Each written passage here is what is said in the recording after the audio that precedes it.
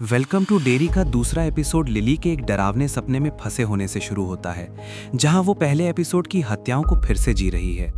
जब वो उठती है तो साफ है कि वो सपना सच था। उसके दोस्तों की हत्या उसी के सामने हुई थी और अब रॉनी के पिता हैंक, जो थिएटर चलाते हैं, उस हत्या का दोषी ठहराया जा रहा है।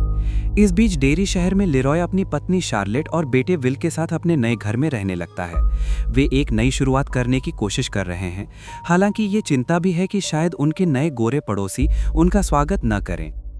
इस दौरान रॉनी और लिली स्कूल में फिर से मिलती हैं, जहां लिली की दोस्त मार्च को चिंता है कि अगर लिली रॉनी के साथ समय बिताती रही तो स्कूल की लोकप्रिय लड़कियां उससे बात नहीं करेंगी। लेकिन लिली को अब उस तरह की बातों से कोई फर्क नहीं पड़ता, खासकर उस हादसे के बाद जो थिएटर में हुआ था। विल क्लास में नया बच्चा है और उसे तुरंत ही बदमाश बच्चों द्वारा पीटा जाता है। वायुसेना के बेस पर लिरॉय को पता चलता है कि जिस एयरमैन मास्टर्स ने उसका अपमान किया था वही उस पर हमले के पीछे था। कर्नल फुलर दावा करते हैं कि न्याय होगा, हालांकि लिरॉय को शक है कि उसे पूरी सच्चाई बताई जा रही है। बाद में शार्लेट डेरी शहर के बाजार में घूमती है। वो देखती है कि मजदूर एक विशाल पॉल बुनन की मूर्ति लगा रहे हैं, जो डेरी के अंधेरे इतिहास को जानने वालों के लिए एक जाना पहचाना प्रतीक है। वापस लौटते समय वो कुछ लड़कों को एक बच्चे को पीटते हुए देखती है।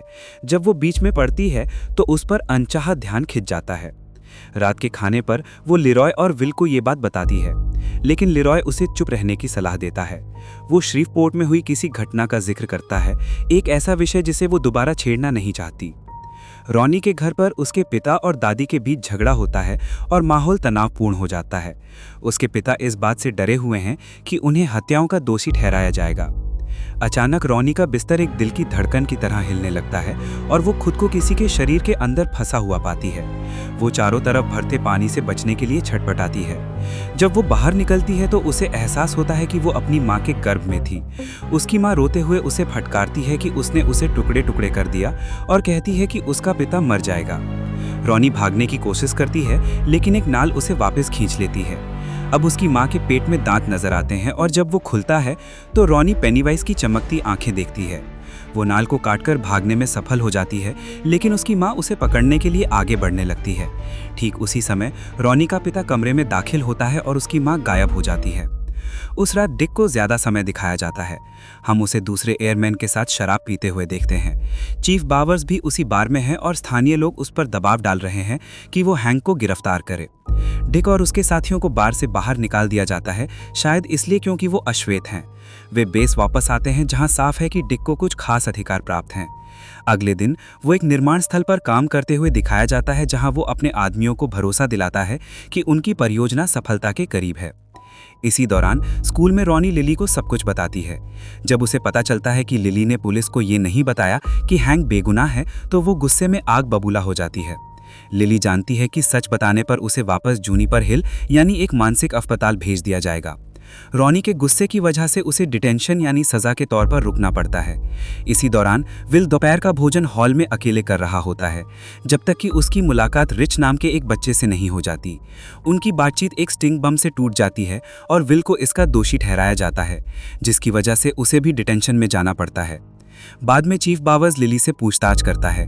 वो उसकी बातों को तोड़ मरोड़ कर पेश करता है और उसे डरा धमकाकर हैंक के एलिबाई के बारे में अनिश्चित होने का बयान देने पर मजबूर कर देता है। अगले ही दृश्य में हैंक को गिरफ्तार होते हुए दिखाया जाता है। रॉनी और उसकी दादी बेबस होकर देखती हैं कि उसे वो कुछ भी नहीं किया है, उसके लिए ले जाया जा रहा है।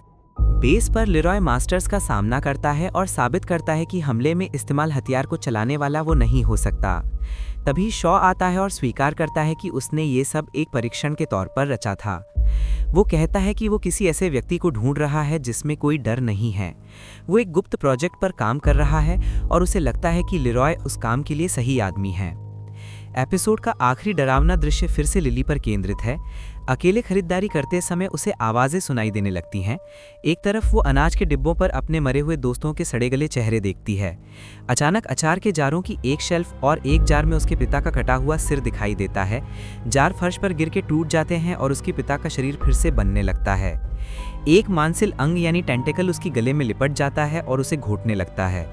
तभी अचानक वो इस दृष्टि से बाहर आ जाती है और खुद को वापस स्टोर में पाती है। एक कर्मचारी उसे डांट रहा होता है और सारा डरावना माहौल गायब हो जाता है। इसके तुरंत बाद उसकी मर्जी के खिलाफ उसे वापस जुनिपर हिल ले जाया जाता है।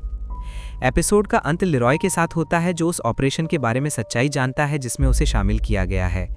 शॉ समझाता है कि उसकी परियोजना का मकसद डर को ही एक हथियार में बदलना है, ऐसा कुछ जो युद्धों को खत्म कर सकता है। जब वे बात कर रहे होते हैं तभी फुलर और डिक वहां एक नई खोज की रिपोर्ट करने पहुंचते हैं। बाहर वे देखते हैं कि जमीन से एक कार निकाली गई है जो कंकालों से भरी हुई है।